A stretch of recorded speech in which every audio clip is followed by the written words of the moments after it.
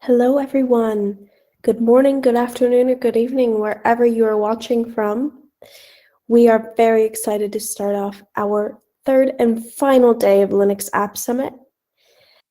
To start off today, Mina Louis is going to tell us about UKUI desktop environments. Mina, please welcome to the stage.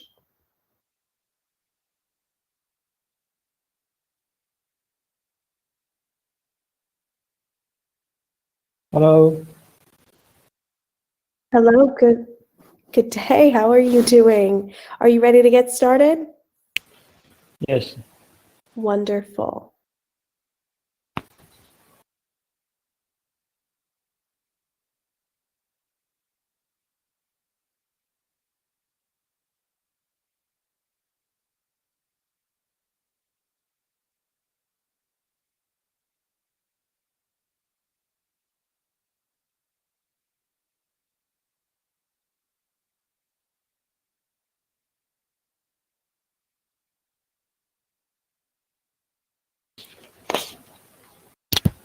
Hello, everyone. Good morning. And I'm Lee, the main package maintainer of Ubuntu Kylin on Debian and Ubuntu. And my nickname is Hanson Fong. You can find me at the Freenode IRC channel, Ubuntu Kylin Devo, Ubuntu, or Debian, and other related channels. Today, I will introduce UKUI desktop environment development practice. The title shows on the web page is from the last year, and my English is very poor, so if you misheard or misunderstand anything or any question, feel free to interrupt me. Although I may be slow to answer, or you can find me after the meeting via IRC or email. Okay.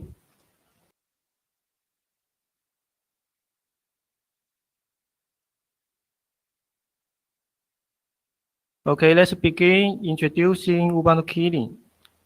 Outside of China, almost everyone have heard of Ubuntu, but I guess a few people have heard of Ubuntu Kylin.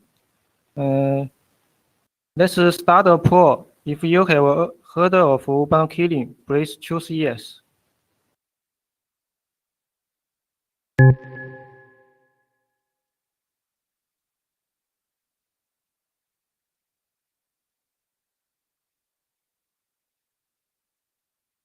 Whoa.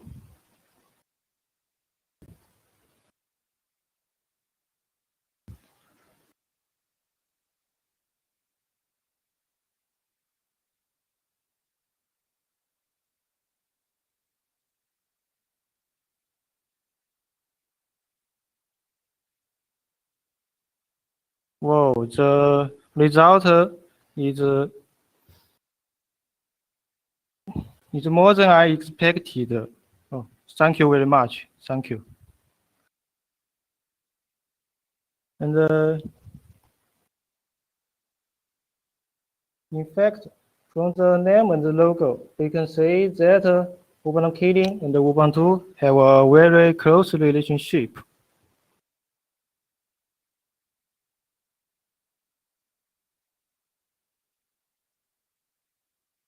Ubuntu Kylin is the official of Ubuntu, and its first version is 13 and 4.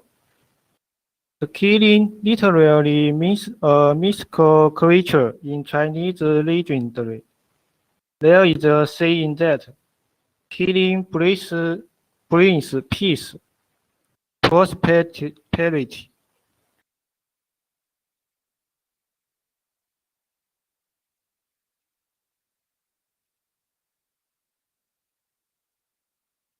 And by now, we have released 16 versions, over 13 million downloads on our official website, and have held various open source events in over 13 cities across the country. We have contributed many commits to open source code to Linux, Debian, Linux, Debian, Ubuntu, OpenStack, and so on. And we have a lot of funds. Also, some anti-funds, but it's great because we love to hear from everyone.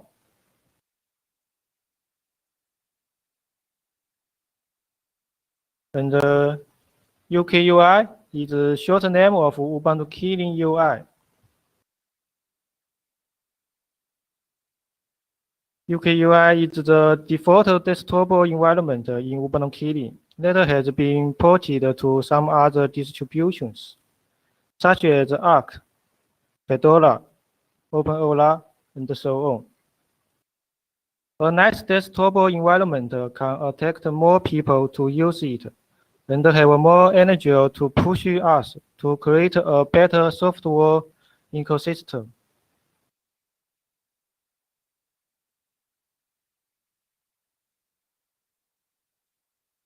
And started from 2013, we have been through two major changes until now.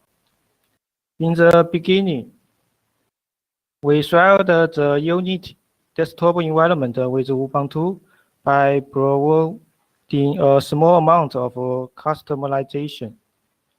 As more and more customizations were requested, modifying Unity was no longer enough to meet our needs anymore.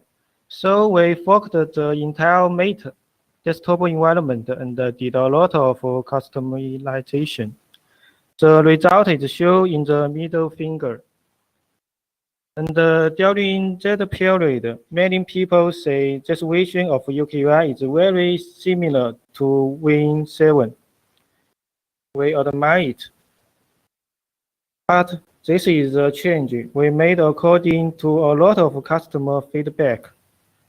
The advantage of Win 7 Like is that most of the original Windows user can migrate to Ubuntu Kylin more easier.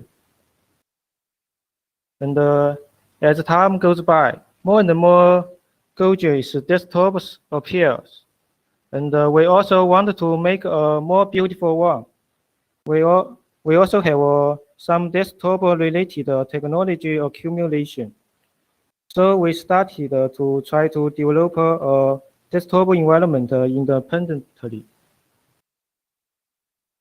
Thus, UKUI 3.0 was born, and the new UKUI is written in Qt, which makes the overall style a bit more gorgeous and makes it easy to attract more developers to participate in the development of Ubuntu Kylin. Since there are more Qt developers than GTK developers in China.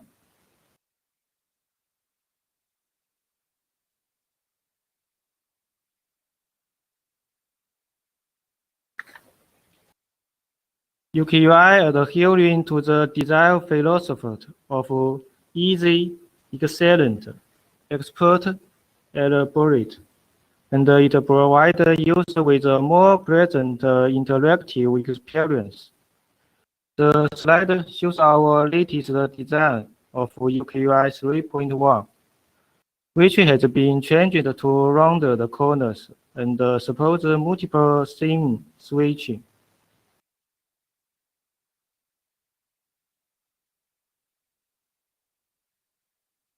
And this is the architecture of UKUI 3.0.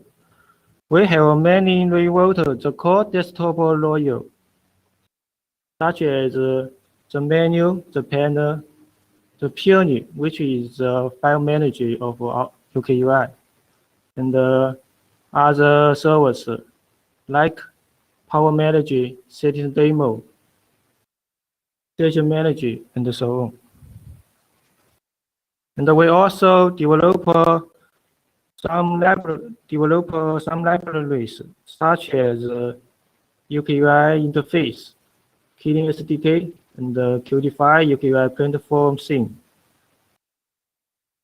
And now we are mainly based on Qt and KF5.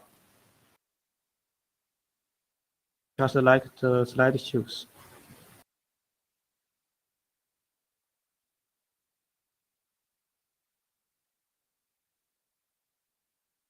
And we are also moving forward with the development of table model to support the increasing number of touch devices available today.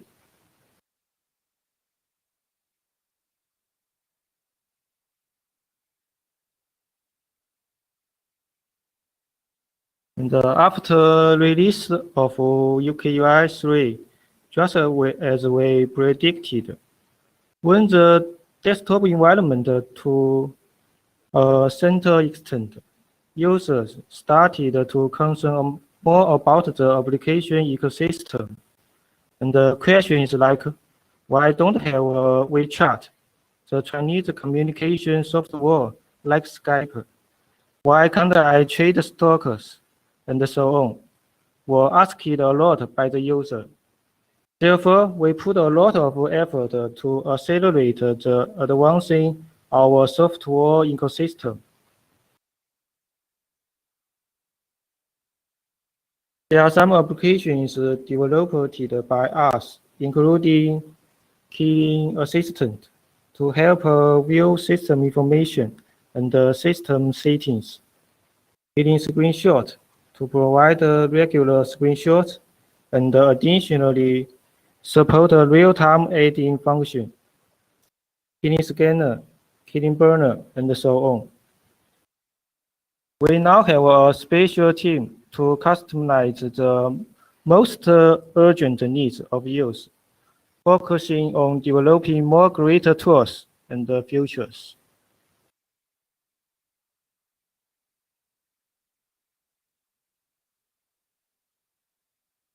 Apparently, the power of a single team is always small, and we are also actively looking for partners, such as some information and WPS, and data in office shows. They love the information of news.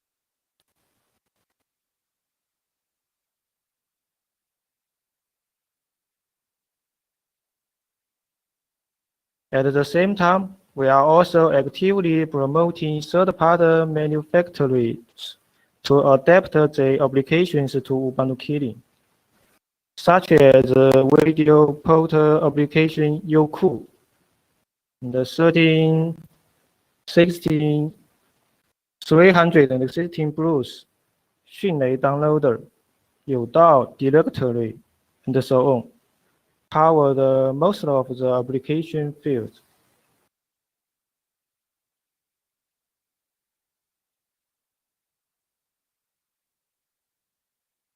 And for some manufacturers, neither the application have a Linux version nor cooperate with us. We have found some other ways to make them run on Ubuntu Kylin, such as WAN, Electron technology. And in the picture, we launched WeChat and QQ, which haven't the Linux version.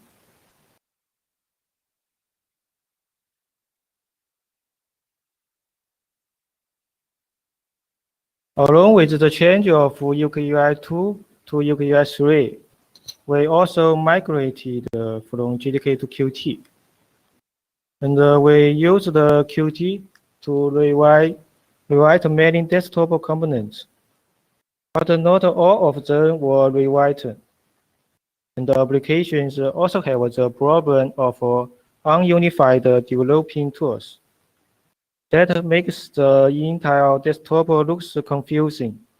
So we needed a way to unify the style of each component and the applications.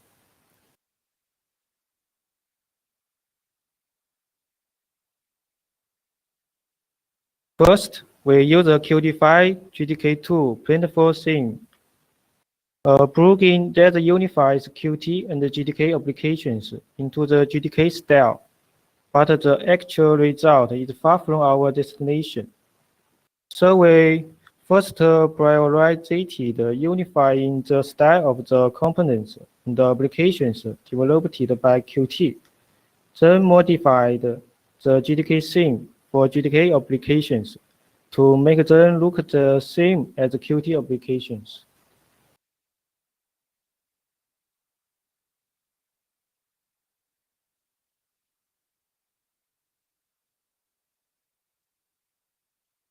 Just as the picture shows, purely the Qt application, UKUI panel, the GTK components, and the WPS, the Qt application, under Qt5 GTK2 platform theme.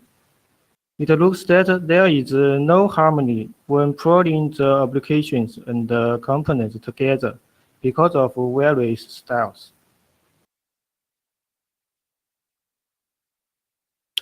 In order to solve the problem, we created a project called Qt5 UKUI platform theme, which is essentially a QPA platform plugin and similar to KDE's Plasma integration plus Breezer. In Qt5 UKUI platform theme, we provided both Qt5 UKUI style, which is a custom style used to guide the application in making style adjustment on UKUI, and a framework for managing Qt application styles. The slide shows the standard method for implementing a QPA plugin.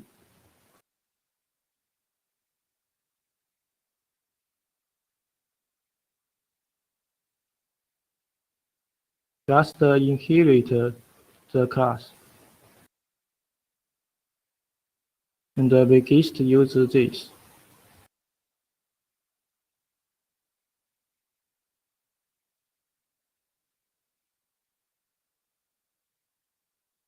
And we set the style name to UKUI.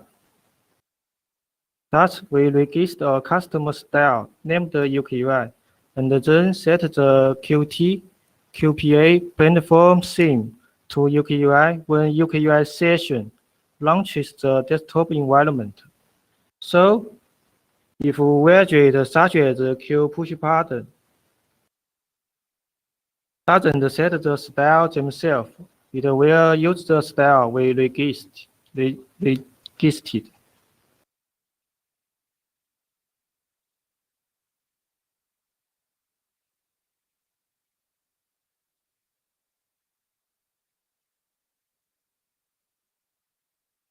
And it correctly offers several configuration options, which we can view with the command shown in the slides. Of course, for general use, there is no need to set tree settings directly, as the control center, the panel, the test bar provide a graphic interface to help them to control the overall style of the desktop. And for developers, the same plugin provides a set of APIs using QObject properties as a protocol.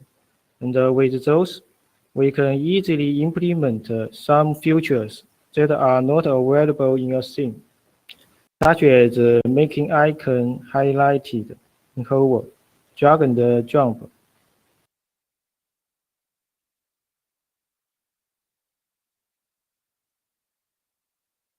And this is the architecture of Qt5 UKUI platform theme.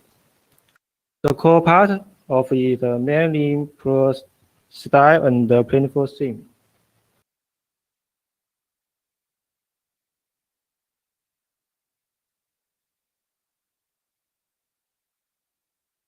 Which respectively provide the theme, font, icon theme, or blur, Windows Manager, gesture, animation, and so on.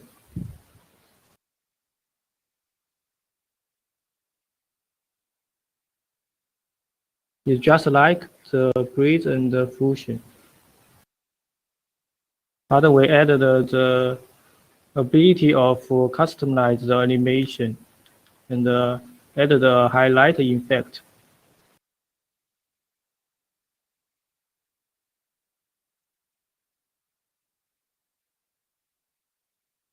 Most scenes will try a different style for selected, clicked styles when dealing with the control styles.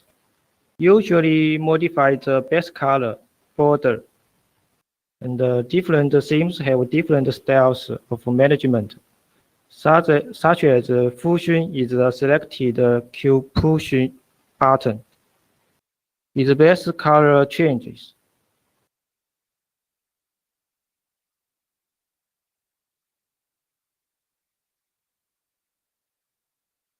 Yeah, I will show demo later. And the code is in the project in GitHub.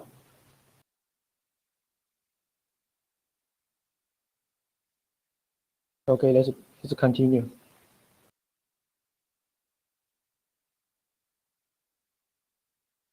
And for Q push button, we have not only changed the base color and the font color, added the animators, but also changed the color of the icon to avoid the problem of icons and the backgrounds getting mixed up and being indistinguishable.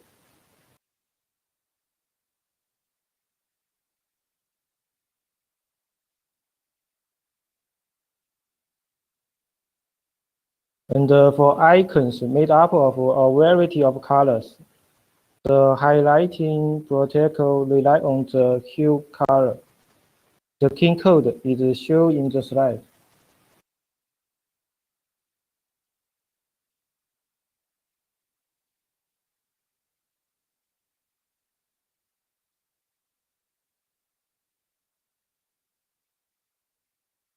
And we'll show a demo. Wait a moment, I will switch to my screen.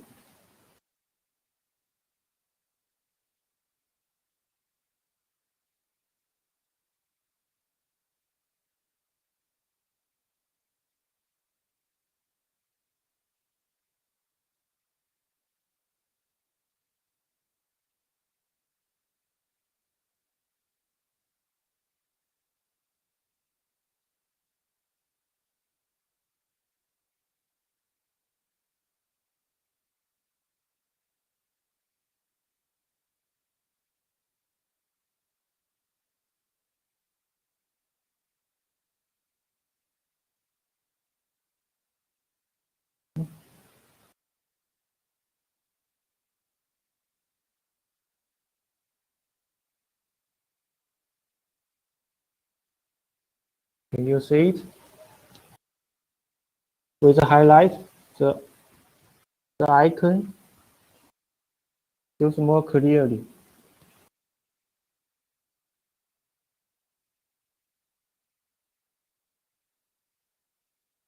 Okay, let's continue.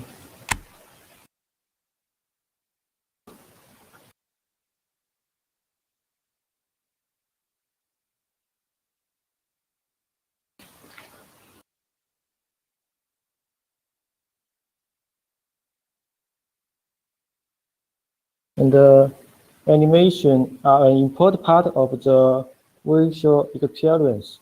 And smooth animations can elevate the desktop environment. Now we have implemented animations for widgets like Q push button, Q tool button, Q scroll bar, Q table widgets, and so on. Here, we focused on Q table widgets page flipper animation. We bind Qt table widget instance with table widgets default slider animator in Qt UKUI styles polish function.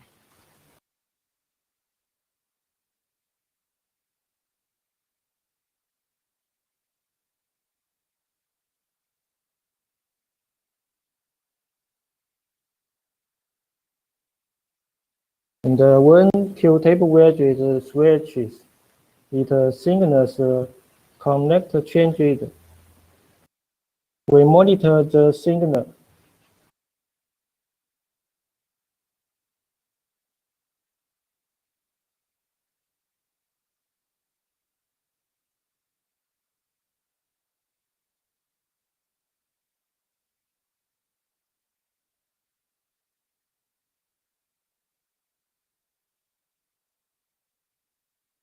Is the signal.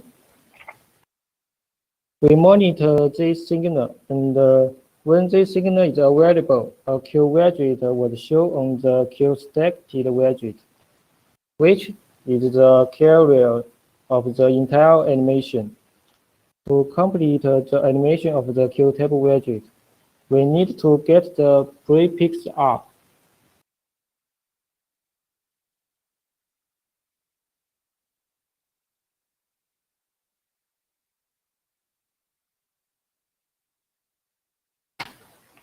The prefix up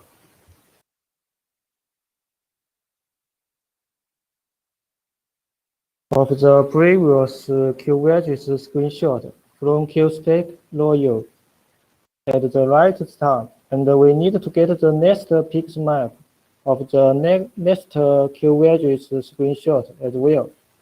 And when the animation is over, we hide the Q widget. That is our Q table widget animation.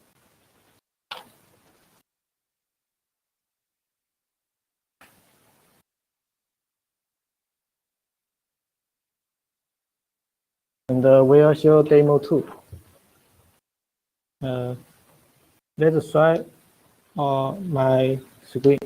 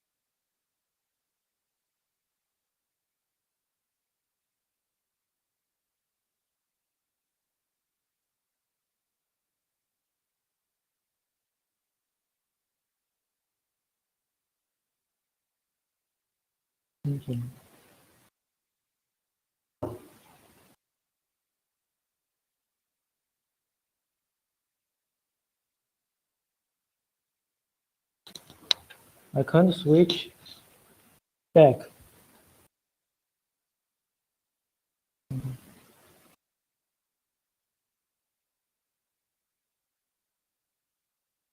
Can you hear me?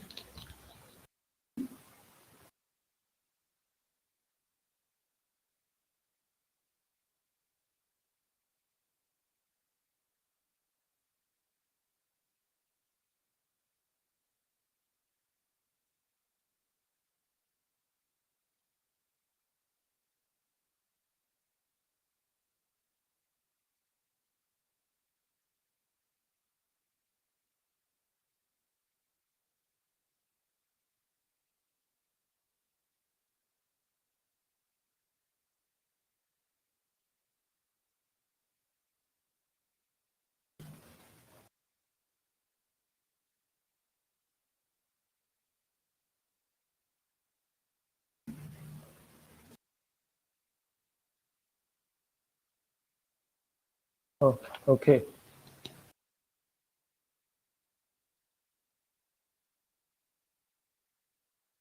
And this is our desktop effect so far. We can see that the Qt application in the top left is Peony, and the GTK application in the middle screen, the Kaja, and the other components such as panel, and the size sidebar. Looks consistent in themes. Of course, the connector string isn't perfect, and we will continue to explore a better way to keep the style consistent across all applications. And yeah, I will show you a demo too.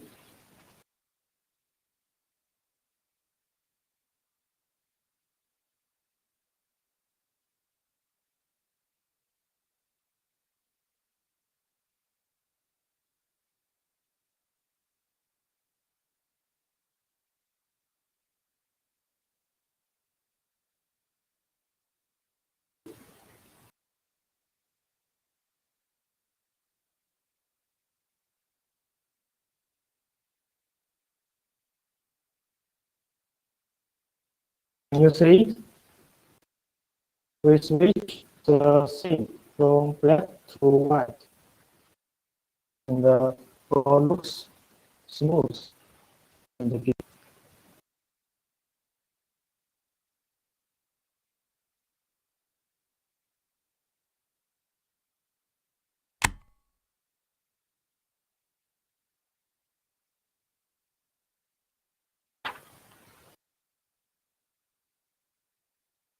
Okay, and here are some of our links for more detailed information. And just feel free to join the Ubuntu community.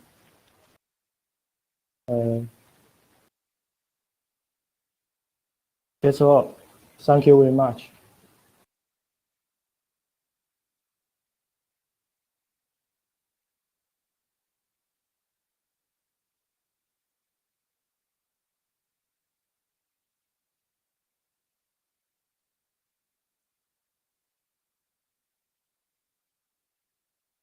Thank you so much. Sorry about the complication midway through.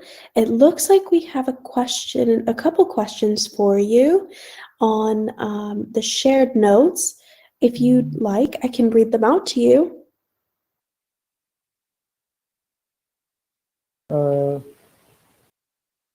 Okay, the first question is, what is the plan of tablet mode of UKUI 3.0? And about the plan of tablet model, we now are developing it, and I think maybe next year we will push the alpha version.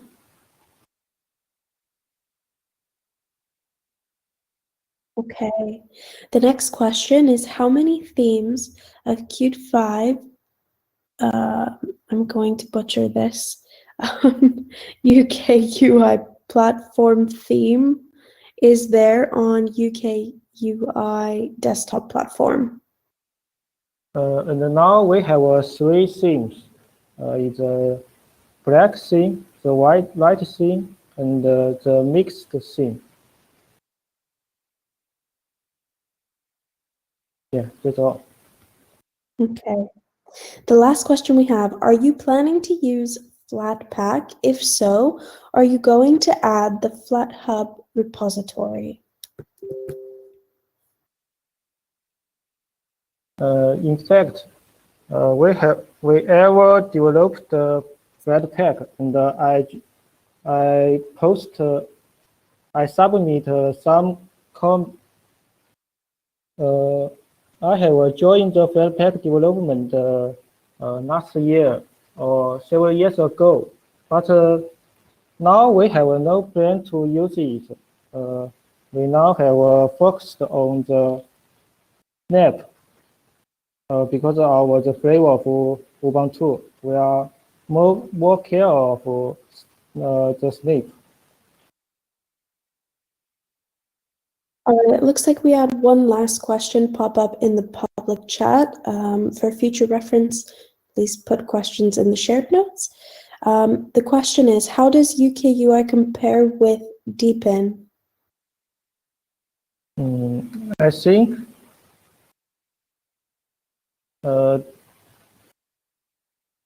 because we are all developed use Qt5 and many things are similar. And first, we are all beautiful. We are all beautiful, I think. And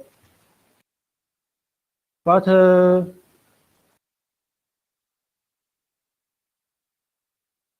I think they are more concerned about the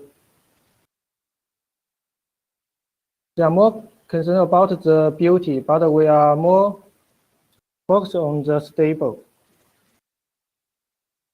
I think this is the difference. Stable and the beauty. All right.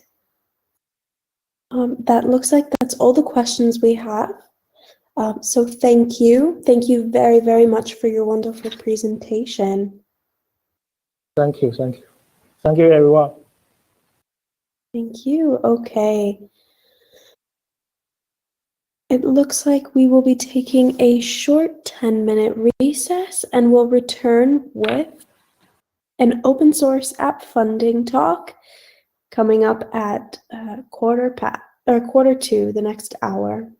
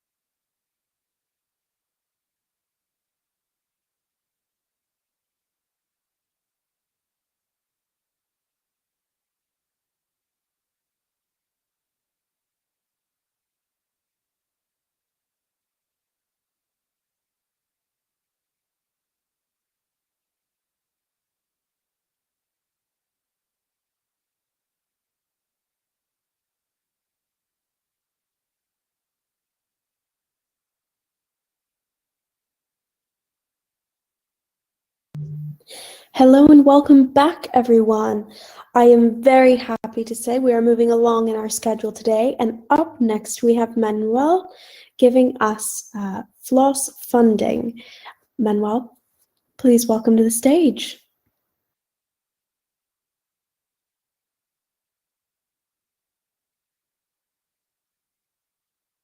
Hi, good morning or evening, wherever you are. Okay. So I'm Manuel Genoves. I'm a physicist, developer, and artist. I'm going to talk about open source funding today. You might know me as I am the apostrophe maintainer and a GNOME foundation member. But who I am not. I'm not a non-representative, nor a lawyer, nor an economist. This will be an essay with my points of view, so take it with a grain of salt. No, before I speak, I'm gonna talk about app funding, being that we are at Linux App Summit. Desktop funding and libraries funding are just as important. Desktops are the base of the user experience, and libraries are at the core of everything. But to have all these missing apps, we need to fund everything. You cannot have a sane ecosystem if the base is not well maintained. And sadly, libraries are not the best well-funded thing in the world. For example, we all remember what happened with OpenSSL. OpenSSL was underfunded and undermaintained, yet 2/3 of the websites at the time depend on it. Heartbleed put the world, the whole internet in a hole, but also it put the issue of libraries funding on the spot. Sadly, library funding is a quite complex topic, and I won't have time to discuss it today. So let's talk about apps. Now, money is the world as we know it. If you want Tweet to live to exist, you need money. That's an issue for open source developers because, as we all know, open source doesn't give a lot of money, or better fast, it doesn't give a lot of money to open source developers because companies profit a lot from it. When I say a lot, I mean the case of Netflix. Netflix report 20 billion USD dollars revenue and around 2 billion income in 2019.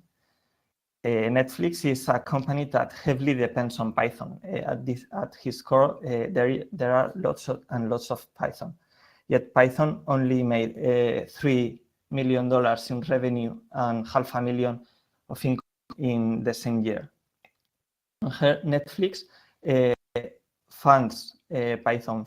Netflix is in the donor Hall of Fame of Python. Yet there are other companies like Spotify or Amazon who also depend on Python, yet they don't fund it, or at least not publicly. That means that people usually end giving up on projects in favor of more profitable day jobs. This is the frequency graph of my commits on apostrophe. This empty zone is when I was hired by a big company to do work I didn't love, to be honest. Believe me, I'd rather have been improving apostrophe, but I needed the money, so I stopped contributing to the project all this time.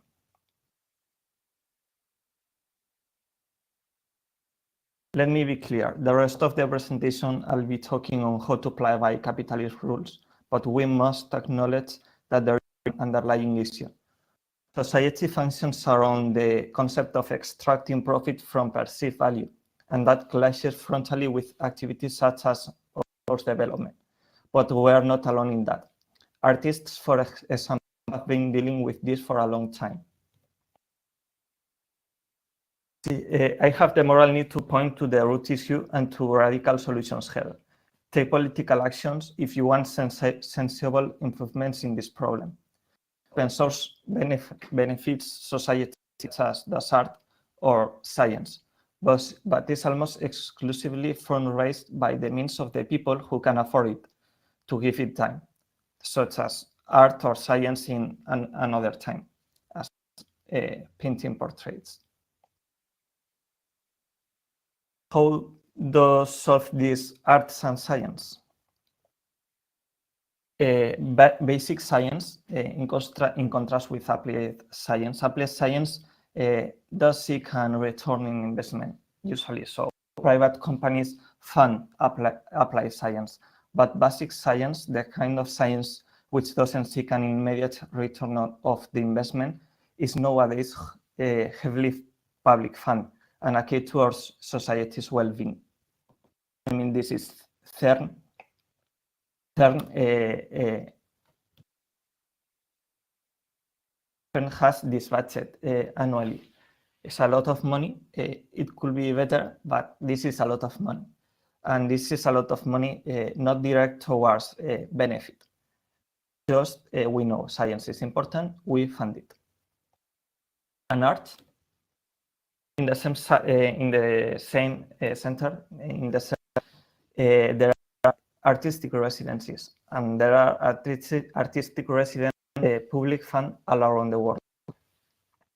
Every city has at least one museum with publicly acquired art. That's common. We are used to fund activities which, while not being capitalizable, benefit society as a whole. Now, what about us? I think it's time we ask society to start sponsoring not only big open source projects, but also individuals and small applications.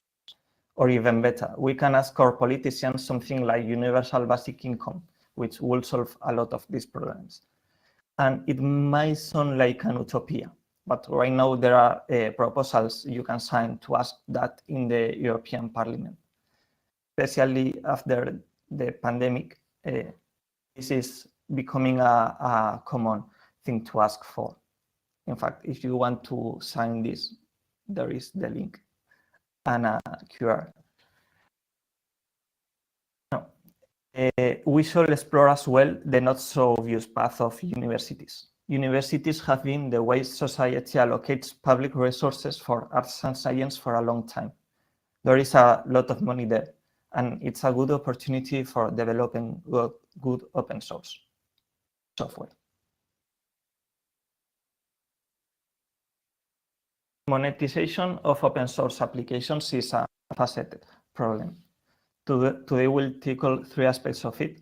The social issues, I've been talking a little bit about this one. The cultural issues, which are the natural consequence of the first ones, and the psychological issues, which are entirety or fault, and also always bad if we want to change things for our community. The social issue.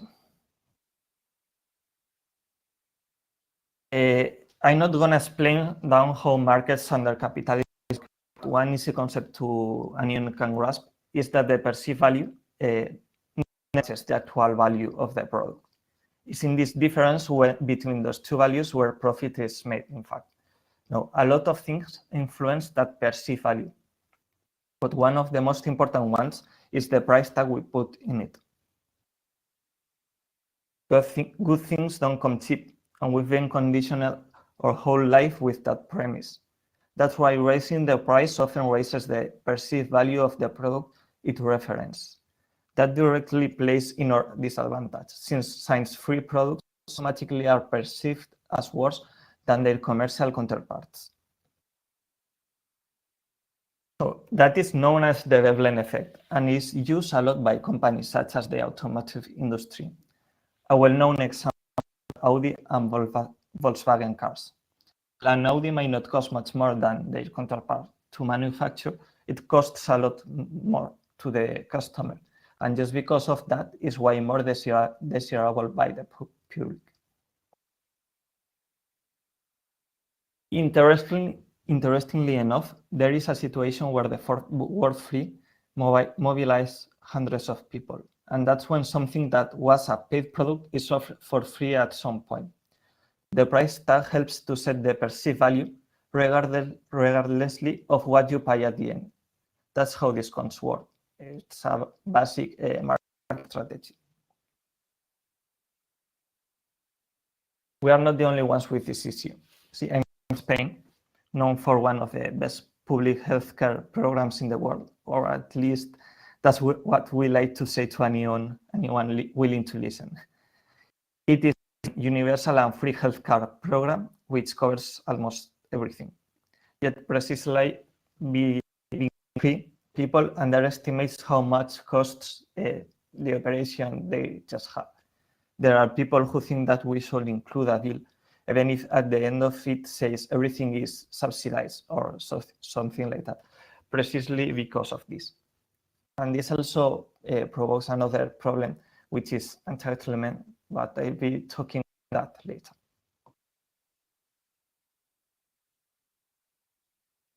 There's yet another thing that plays in our disadvantage. I'm sure a lot of you know this situation. We're very bad at estimating costs. Yesterday we had a talk on GTK4. It doubled the estimation of time it will take to develop it. We all have been faulty at this kind of thing. Usually implementing that easy function costs us 4 times more than what we thought. Time is deceiving, it is for us, and it is even more for our users. Clean, neat apps that seem to be easy to develop usually are the ones that take longer to develop. And in a world where time is money, that means that users will consistently underestimate how much a project costs.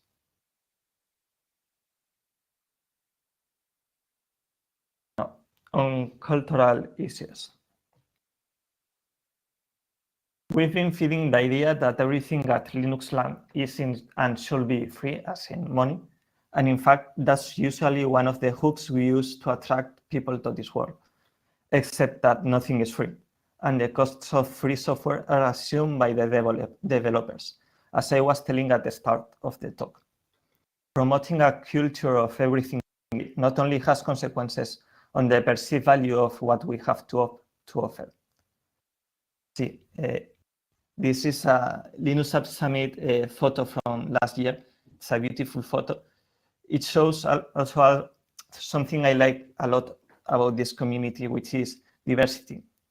But diversity is severely impacted when we don't offer an economic cushion, especially for groups of people we are already discriminated by society. See, this is a graph. It shows male, female, and non-binary people, but polls usually don't take non-binary people into account. 22.6% of developers are female, but in open source, only 3% are female and only 1% are non-binary.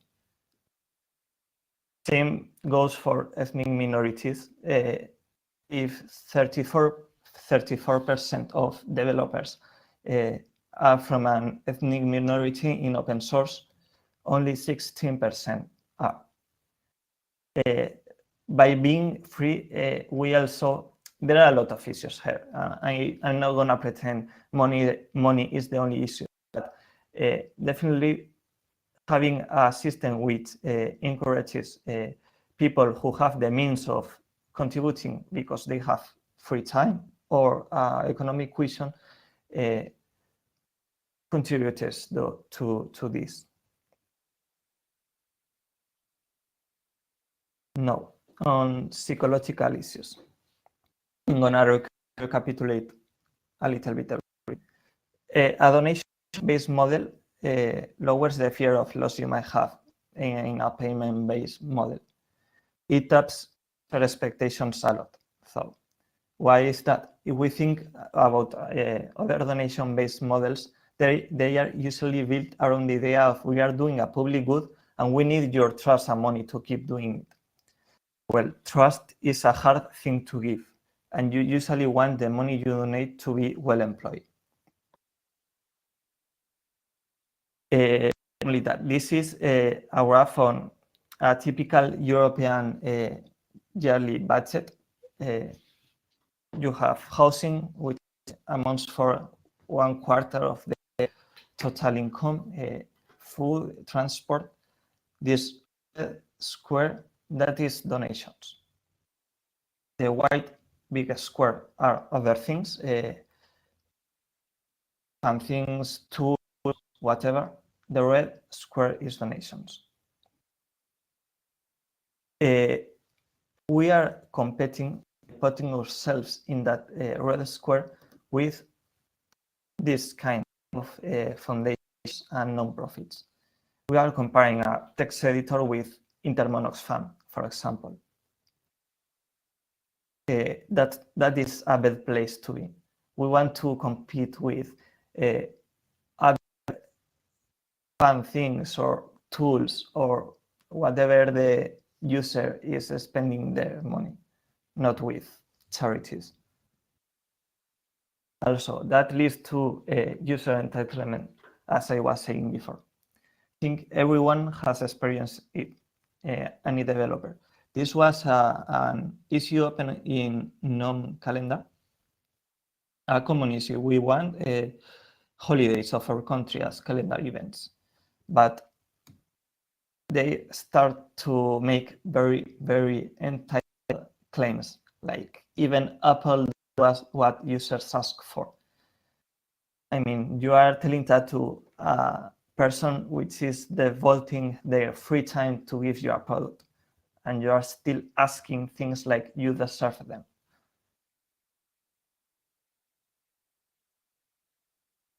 No, friction is another issue we have, which affects both activity-based models and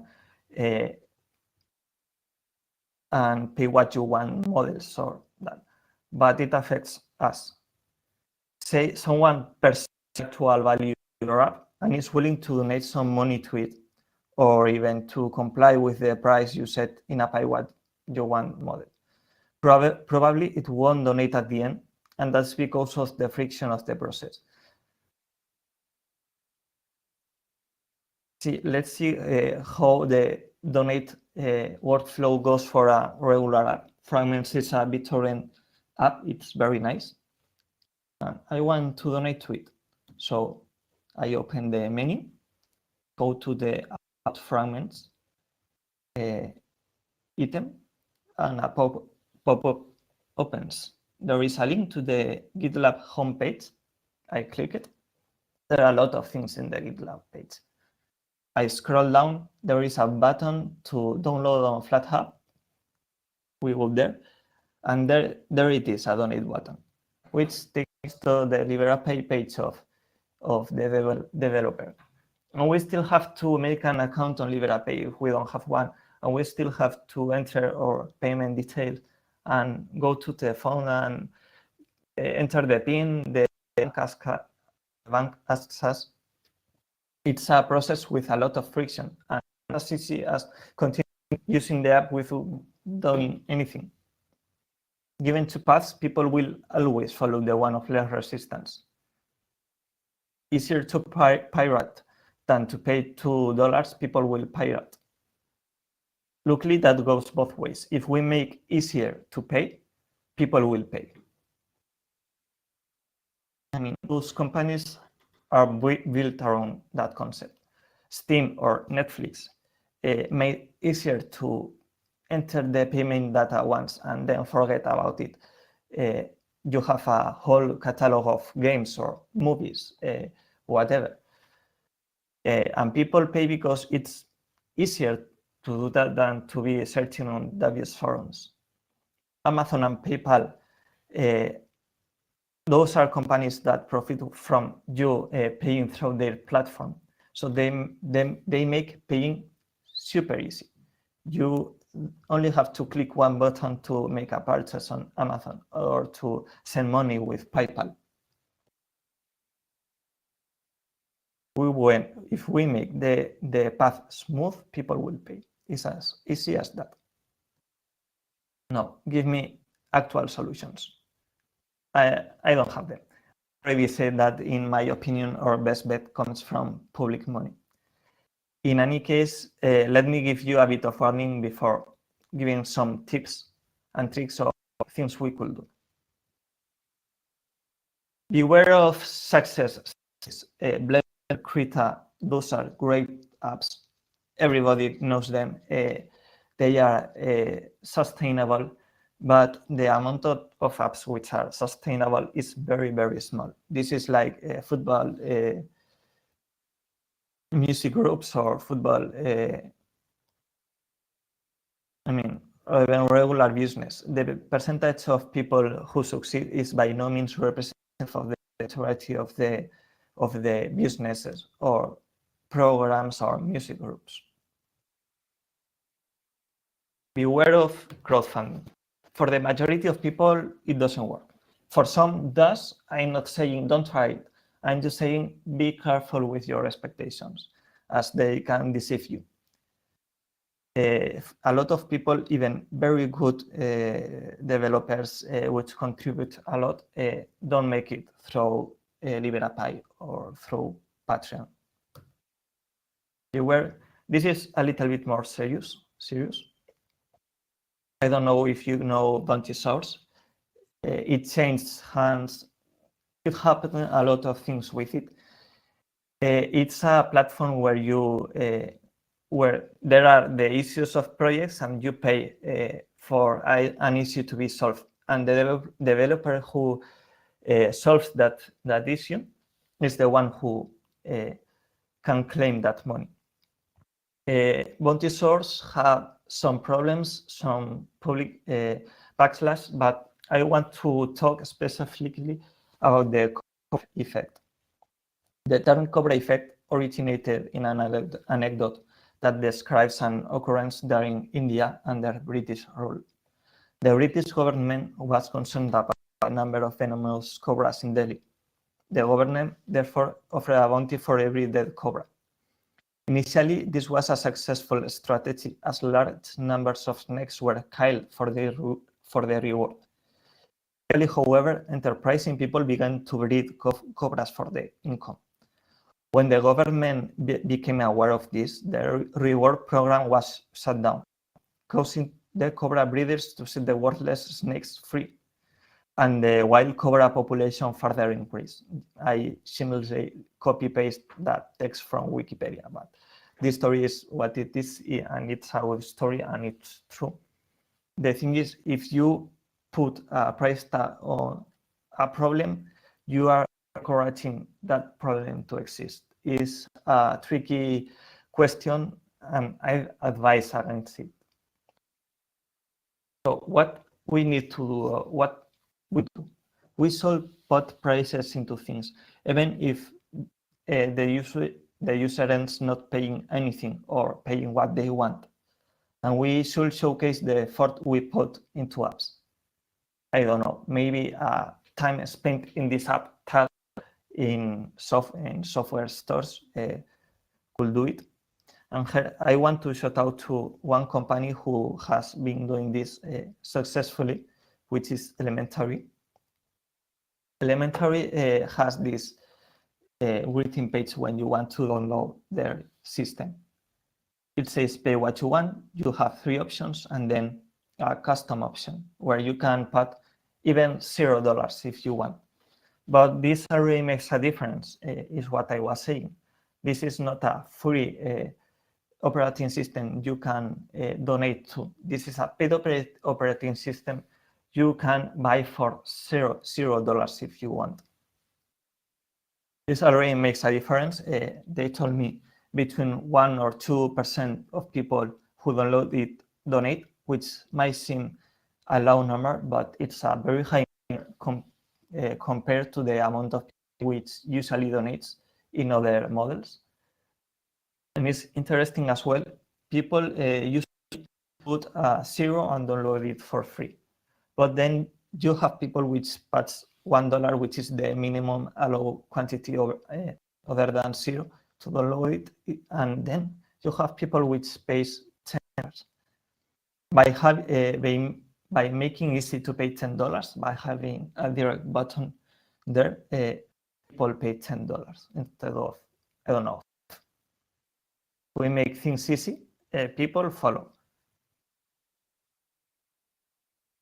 They know their target. It's not the usual Linux user, is a user.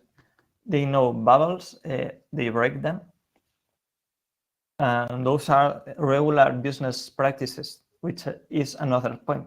If you want to be like Disney, you have to do business things like marketing or like reaching and doing investigations about your target and the market, which is something app developers usually don't do in the open source realm.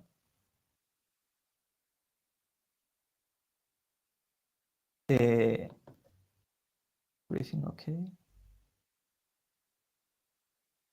Now, a platform point of view proposal.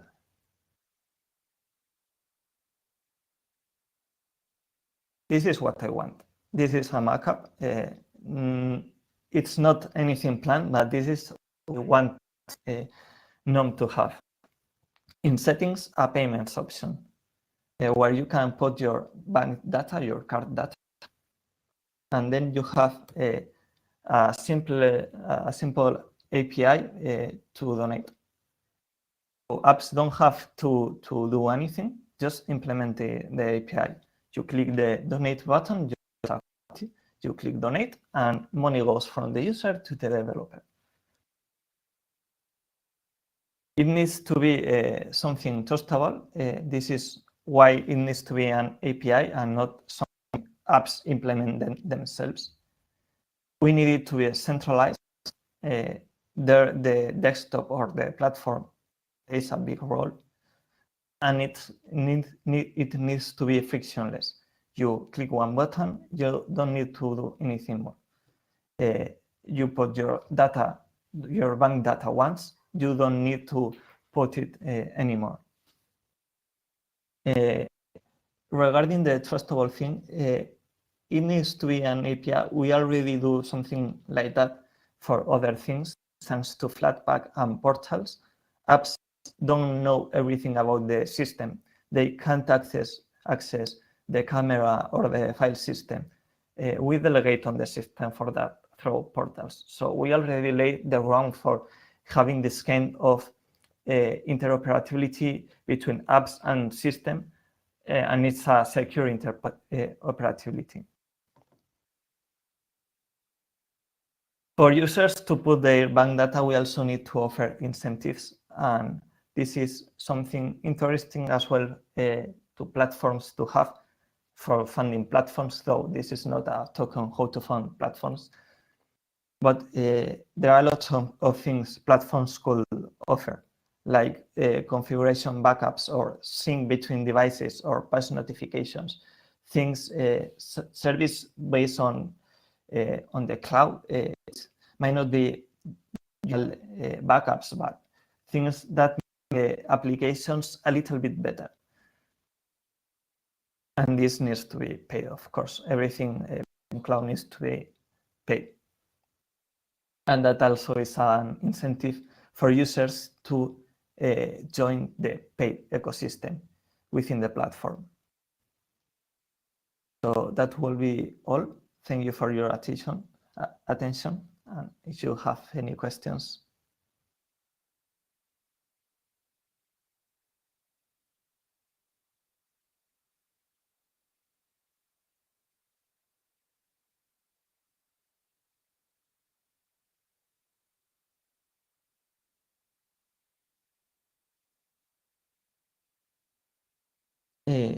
They say, do you think that the fact that the zero tag is not actively displayed on element? Or yes, Alison? Well, yes. Do you think the fact that the $0 tag is not actively displayed on Elementario's website prevents them to reach a wider audience? I don't think so. In fact, they share some data with me. They had that tag at the beginning. They don't have anymore, and and now they receive 10 times more money thanks to not having that tag. What is your opinion on the addition of sponsorship donation buttons on GitHub? Do you think this will help the development of open source? Of course. This is similar to what I proposed at platform level, but on GitHub. The thing is that by having it on the repository, it does not reach a wider audience. Usually people don't reach to the repos for downloading software. So you are limiting your audience to developers when you have your sponsorship only on GitHub. Don't you feel users will be wary of us asking about write their bank data? That's why we need to be trustable regarding that. I mean, we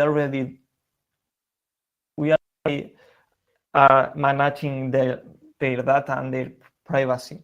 So if we want a solid foundation, this is foundations sole managed, which is tricky. It's tricky to manage payment data and to set up the infrastructure and the legal infrastructure for to do that. But that's why we have things like the unknown foundation, and they should care of that.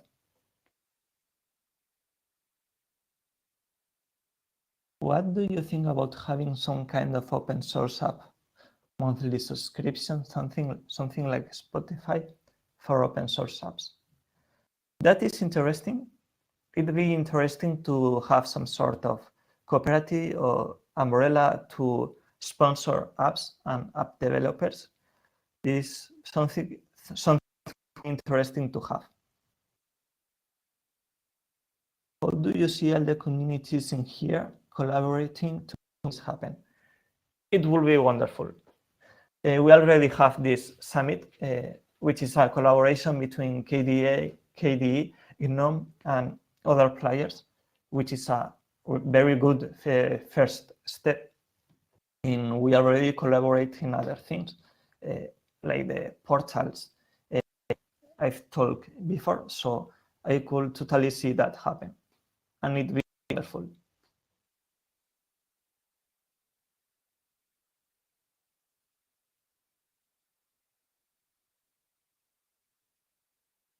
Thank you so much, Manuel. I think you covered all the questions in the chat, or in the shared notes, I'm sorry.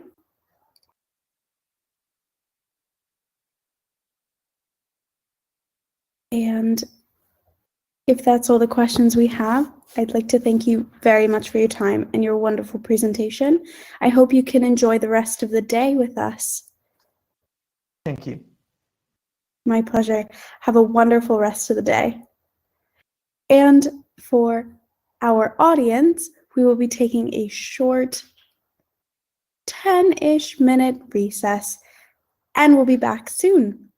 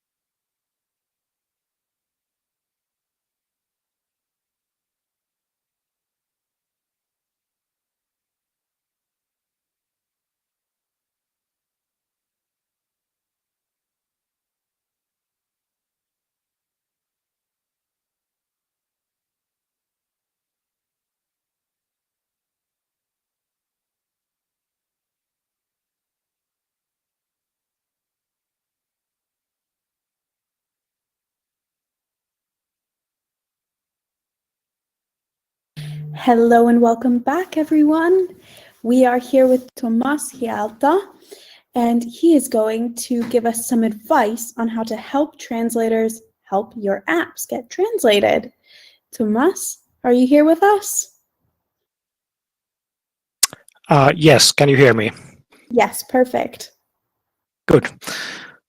Let's see, if I can share my camera.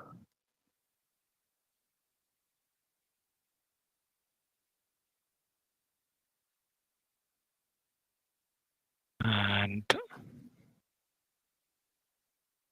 here we go. So, hello everyone. Can you see me? Okay, now there's a picture. There we go. Perfect. Okay, so hello everyone and welcome to my presentation, how to help translators to help your app. And my name is Tuomas Hietala and let's see. Sorry, I have trouble changing slides. Okay, here goes. So a few words about myself. I've done translating free and open source software for a few years now, maybe, I don't know, since 2017 or something. So not that long, but I've done quite a lot of translations for various apps, mostly in LibreOffice, but also many others. And I recently became a member of the Document Foundation, which are the makers of LibreOffice. But for clarity, I should say that I'm speaking only for myself here and not on behalf of any organizations. So these are my personal views. And some motivation. Why is it important to have good translations? Well, if you're creating software for end users, you probably would want to have it translated. And a well-translated app is understandable, of course, but it also makes a good impression. And conversely, a poorly translated app will make a bad impression, usually. If you have your app translated to a local language, it may be deployed in the public sector or other large deployments, large corporations. If your app is not translated, it may not be eligible for that kind of deployments. And of course, when if your app is well translated, people can recommend it to their friends and family without reservations. So, what can you do to make this happen if you're a developer or a community coordinator?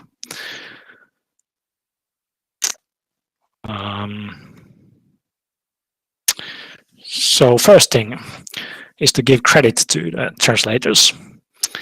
You would think this is kind of obvious, but in many cases it's really not, unfortunately.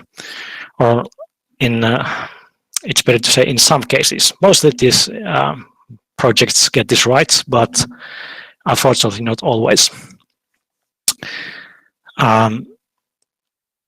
Attribution is kind of a cornerstone for free and open source software. If you're donating your time to some project, at least you get credit if you don't get money. And with code, it almost universally works like this, but with translations, not always. So what is a good attribution? Well, a name in the credits, it's fine, it's good, but it's better if I have something more specific which I can point to. For example, if you're a programmer, you have a GitHub or GitLab profile probably, which you can point to. You can put a link in your CV or something. So this is good also for translators. Let's say if I want to apply for grants or jobs, it's good to have something which I can point to that I made this. These are my translations. You can have a look at how good I am at translating. There's also legal angle, although I must make a disclaimer here that I'm not a lawyer. But if you don't know who made the translations to your app, you don't know who holds the copyrights. So I think it's also legally important, or from a licensing perspective, that you know who your translators are and can attribute them properly. So next one.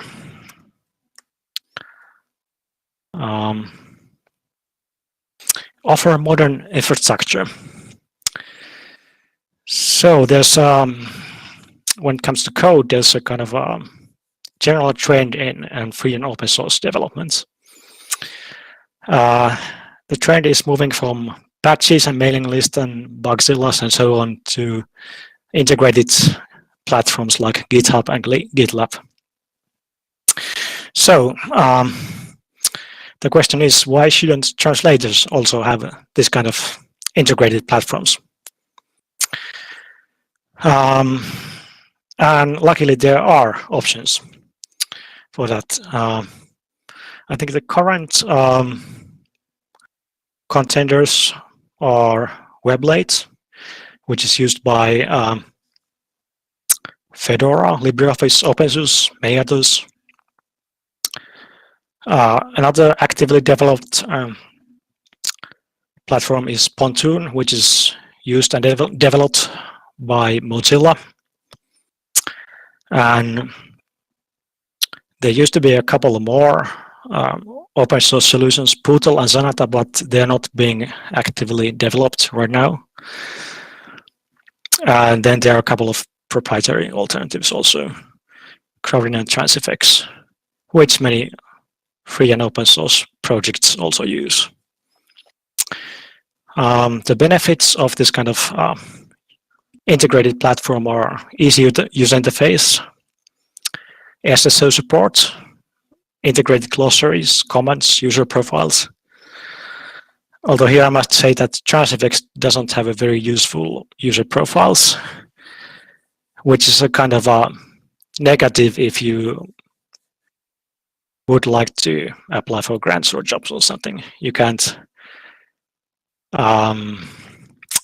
really prove what you did with the Transifex user profile. So I wouldn't recommend that for that reason. There are some objections which I've heard in some discussions around these kind of platforms. The first one is it's too easy, anyone can do anything, and the quality will suffer. And there's some truth to this objection. I think it can be a problem that some people do very low effort kind of drive-by translations. But I think kind of software development skills, kind of command line wizardry is not necessarily a good proxy for translation skills. So you want to set some kind of quality bar, but setting it by requiring software development knowledge is not necessarily good solutions. You can put some access control there, of course, and try to get the quality control in other ways. And I'll return to this point later. The second objection is that these are slower than native code. Yes, can be, but at least Weblate gives the option to use offline tools also, so you can download the translations from Weblate and then use any tool what you like and then upload them back again.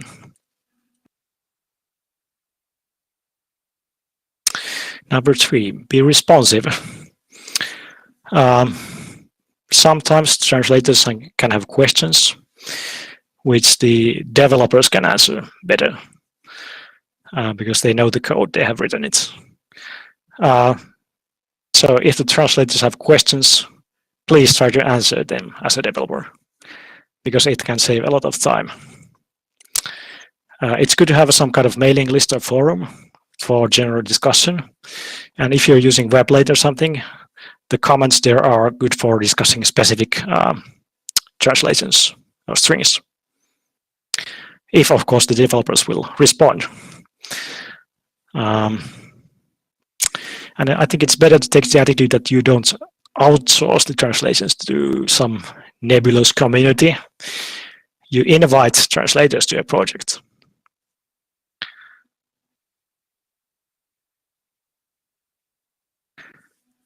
And I think sometimes the community can be kind of nebulous because it doesn't really exist as a community properly. Sometimes it can be that there are just random people who never really communicate with each other. So if you want to know what it's like, you can imagine Wikipedia without the talk page. So if there are some differences between the editors, the only way to settle it is the kind of edit war. And this is not really what you want. You want people to communicate. So please encourage the formation of language communities and give them the infrastructure that they need.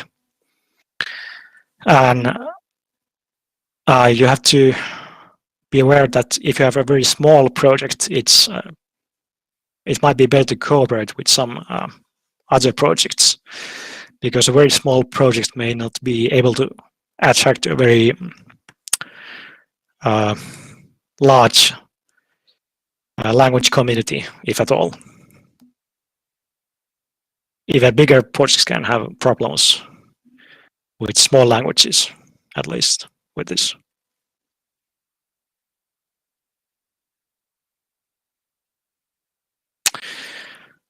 Then there's a question of trust. And in general, I think you should verify, but trust. So how can you trust that random people on the internet will translate your app correctly to a language you don't necessarily speak yourself? Yes, maybe you shouldn't always trust them too. If you're running a business and your business depends on people having a good first impression on your app or website, then maybe you should hire a professional translator and not trust that random people on the internet will make such a good translation that it will make a good impression on people. Or maybe, I don't know, if you have some security-related app which is supposed to protect journalists or something, then it could be a problem if no one reviews the translation. It's just random people translating the stuff with varying quality. But still, if you want to kind of open it for everyone, then at least if you credit your translators properly, they have kind of a skin in the game. Their reputation depends on it, if they care about that. And if you have a proper community, then that's probably more trustworthy than just random people doing random things. There's something you can verify, sort of, too. Tools like Weblate have automated checks, which are useful to catch some mistakes, at least. But I think I must emphasize that someone who actually understands the language must have the final word. You shouldn't let automatic checks to override people, but use them to help people.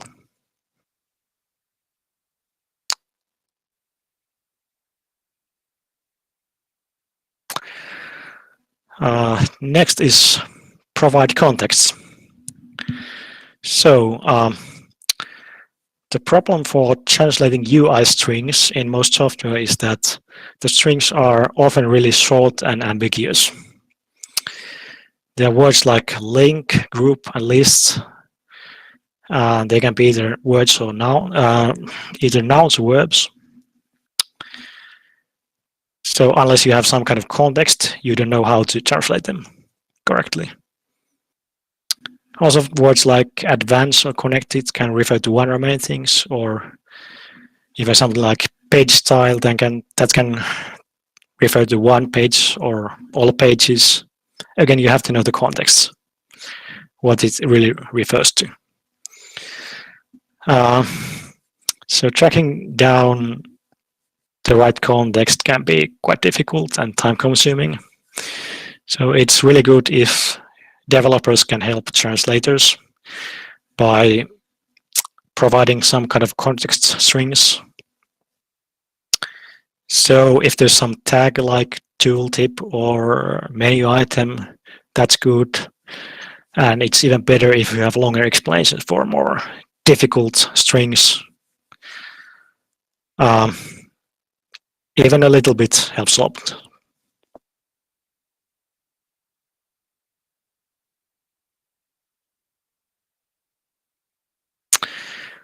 Next one, you should avoid hard coding your assumptions into the strings. So, for example, English grammar. If you rely on the English sentence structure, that may not be applicable to every language. So instead of using very inflexible structure where you have to put a certain word in a certain place, you should rather try to use variables, which the translator can then rearrange as they see fit. But even with variables, you might, or translators of some languages might still encounter problems or kind of have to work around a bit. Because, for example, Finnish uses lots of inflections. So even the variables are not really ideal and you kind of have to work around them a bit sometimes. But then there's not really an easy solutions here for that kind of languages. Although there's a project Fluent by Mozilla, which seems quite promising, which allows more flexibility for translators. I haven't tried it myself, but it could be a solution here.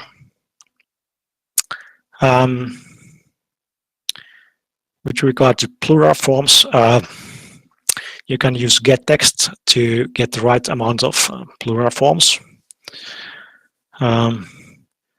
Because they are not always like one or many, as they are in English. They can be more of them in various languages. And of course, date and time formats vary, calendars vary, collation rules vary, writing direction, average length of words. Sometimes there's a problem with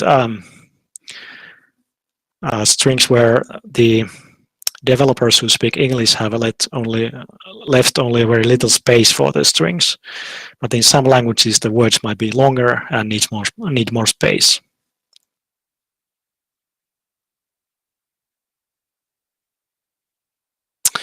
Okay, here's some good news for chance. You don't have to reinvent the wheel, and should not, because a lot of hard localization work has been done for you already. You should make use of these tools that someone has already made for you, like CLDR, the Common Local Data Repository. For example, dates, times, names of languages, names of countries. You should use getText or something like that.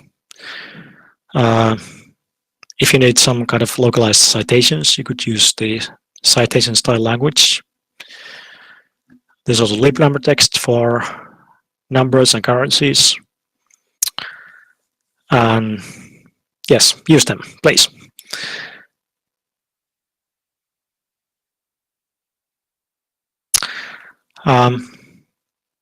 Something you also should consider doing is encouraging fixing issues at the source. Because your UI strings and documentation might not be written by technical writers who are very fluent in English or UX experts. They might be just written by programmers who may not speak English as their first language or fluently at all. And it's certainly not their fault. They should be doing what they're good at, which is programming. But as translators, we can help, because translators are people who read through the strings a lot and try to understand them. So if there are some strangeness in the strings, then translators can notice that and report the issues, often at least. So please try to make it easy for the translators to report or fix the issues in the source strings. This way, you could save work for everyone and help fix the issues once and for all, instead of having every translator to work around them.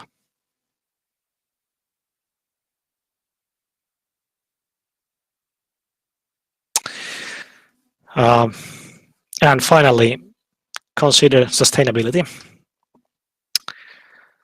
Well, as some of you might remember, around the turn of the millennium, there was a kind of hype around free and open source software that if you just throw your code on the internet, then thousands of volunteers will spring forth and tirelessly improve it for you. Well, in around 20 years later, we have found out that no, maybe that's not always what's going to happen. And that's not always going to happen with translations either. So I think translators can be a lot like maintainers of code in many respects. For example, applications like LibreOffice are really huge in terms of the UI strings and documentation and everything. There's around 100,000 words in the UI of LibreOffice and 500,000 words in the help, and I don't know how many words in the user guides.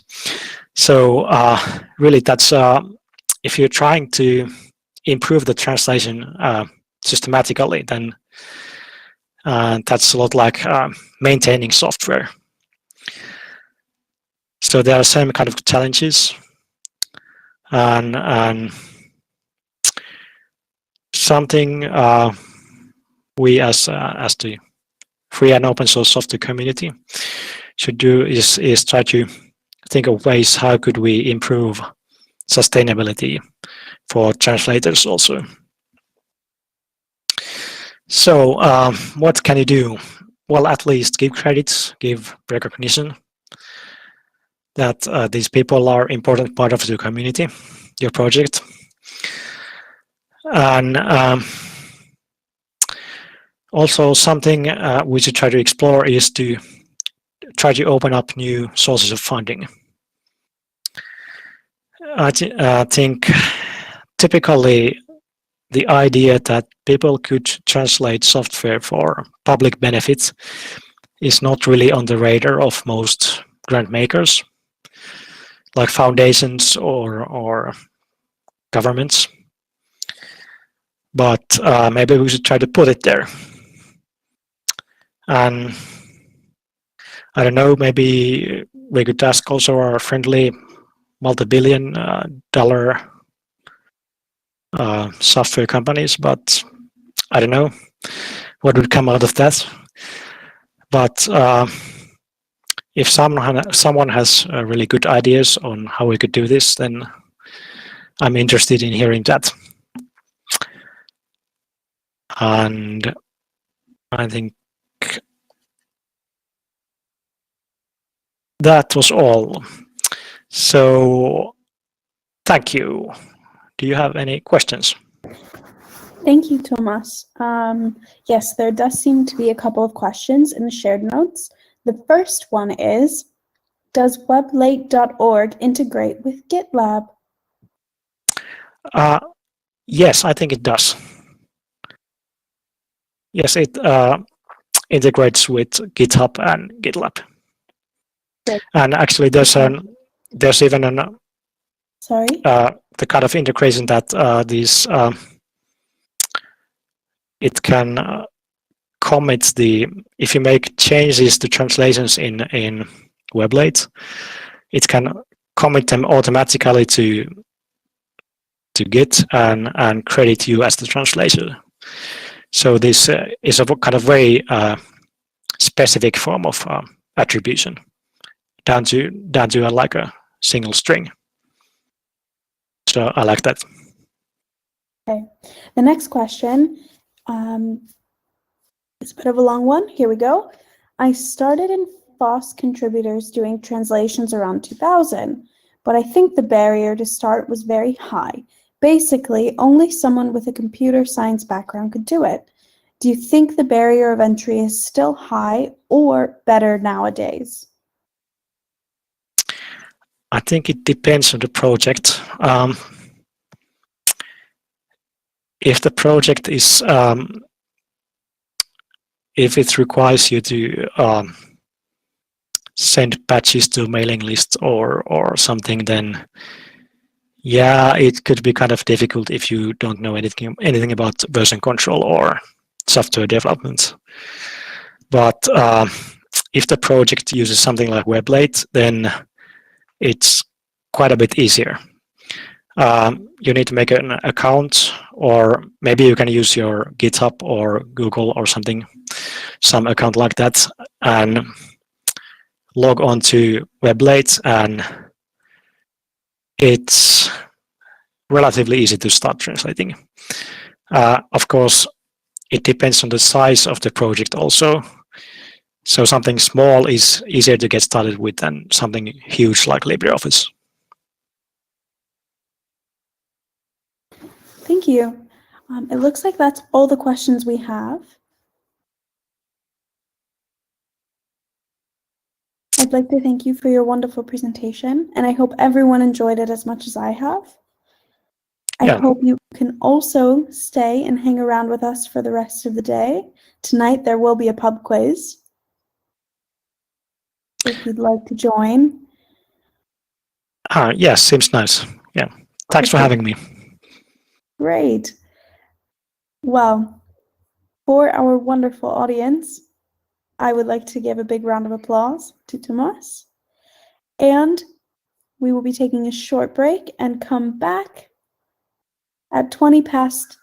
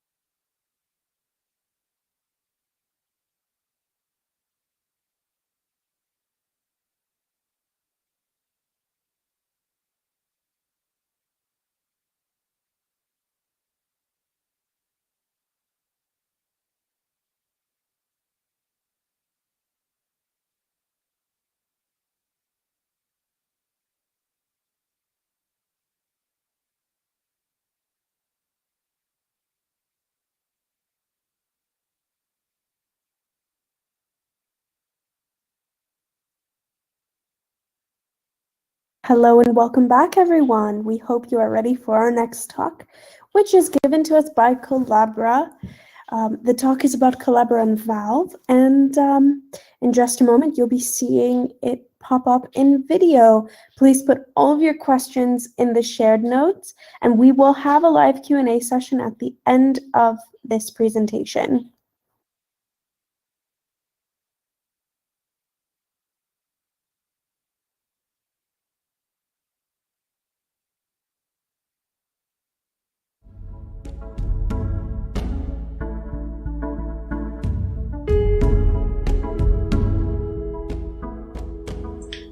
Welcome to this talk, Collabora and Valve, what we're doing and why we're doing it.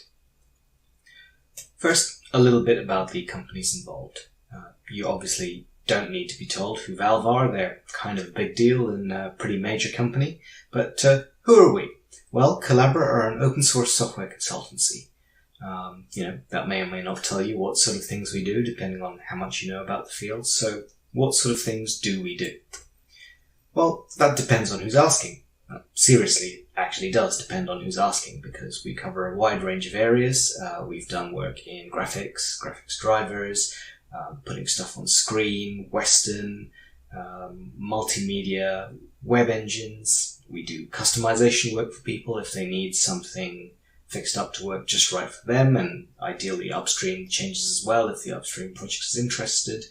Similarly, bug fixes in a project that they might be using, we work on that and upstream the fixes later.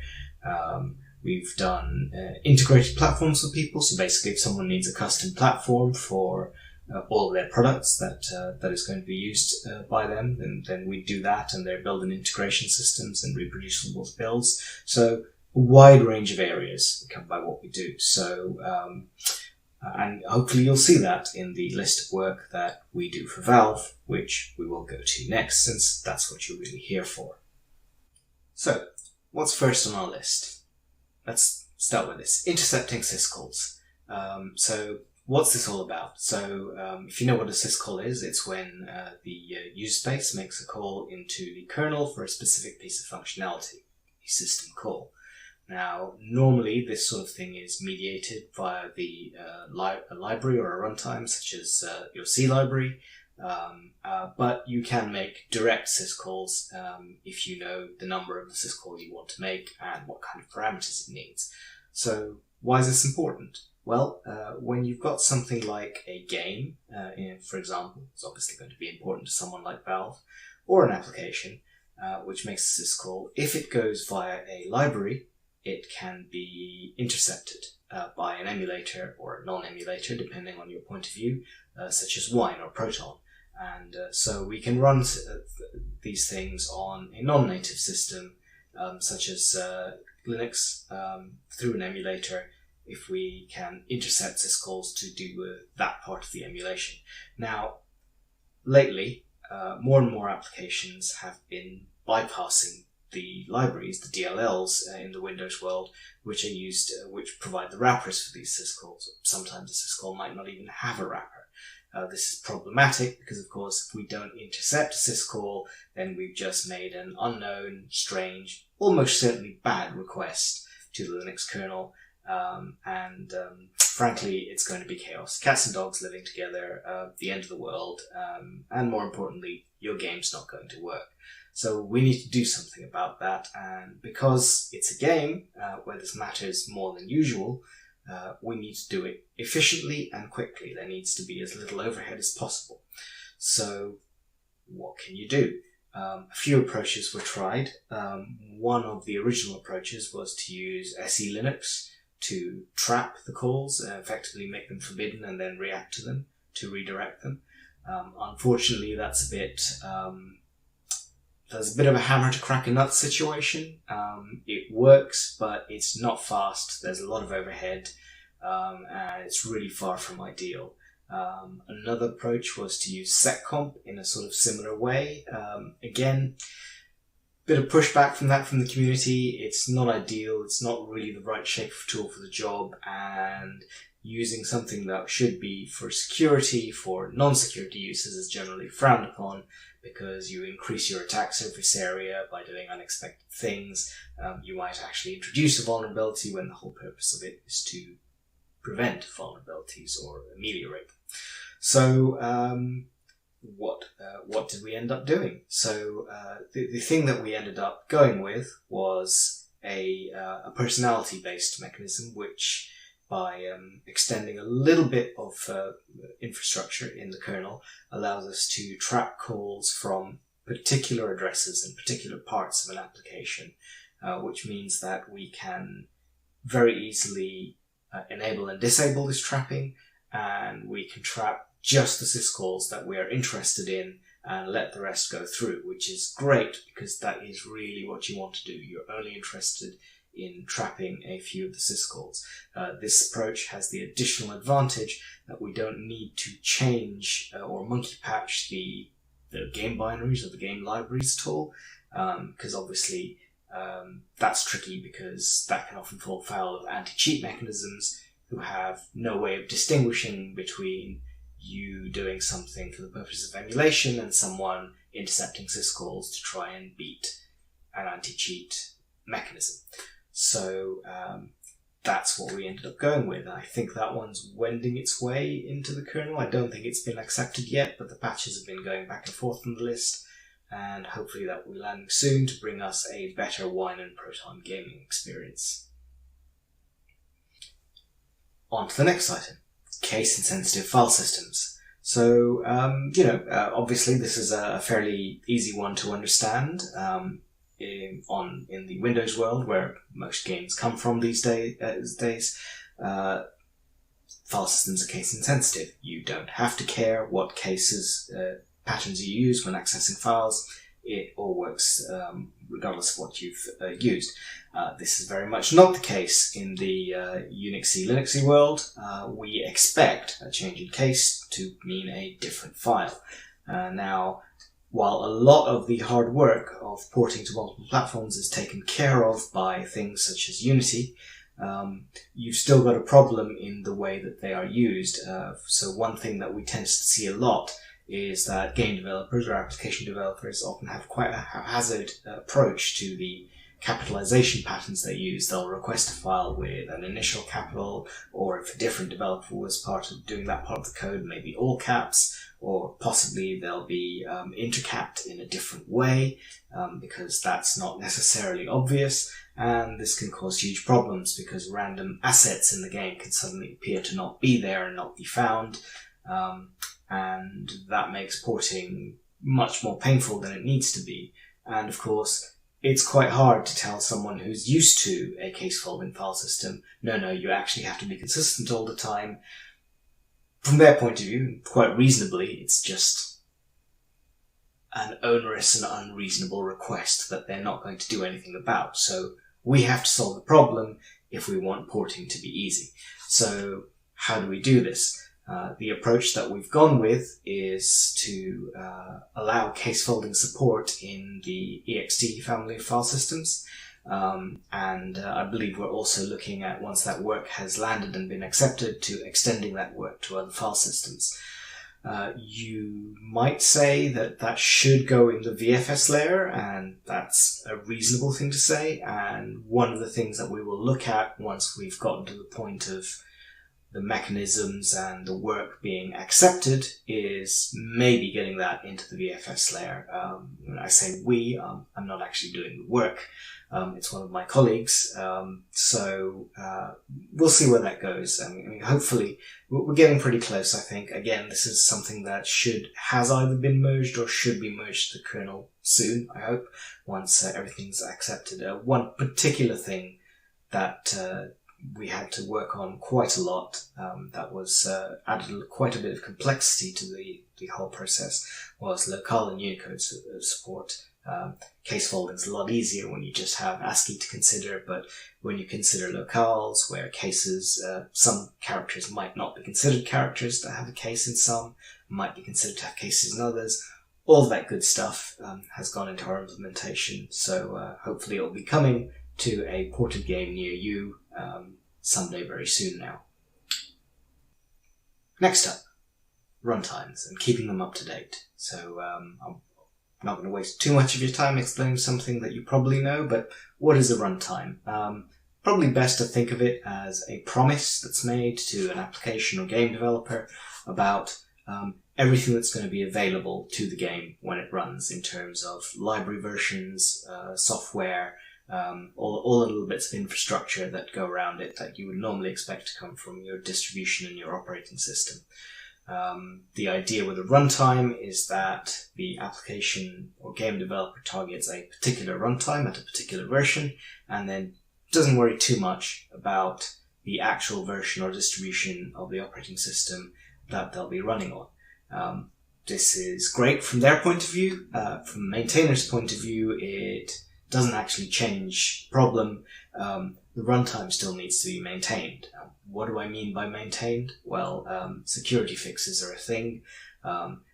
Just because you're not fixing libraries provided by your distribution, you still need to fix the ones provided by your runtime. You know, if there's a security breach, if there's a flaw, you need to fix it. It needs to be rolled out. All of those runtimes need to be updated.